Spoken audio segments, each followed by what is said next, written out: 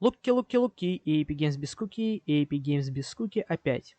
Сегодня нас ждет революционная ролевая игра в виде Disco Elysium The Final Cut, где мы играем за детектива с уникальным набором навыков, конечно же, куда без них, и мы вольны в этом мире делать что угодно.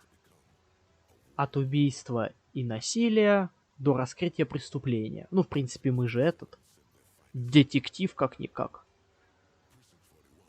Поэтому надо забирать игру и играть, попробовать. Хотя бы-то попробовать.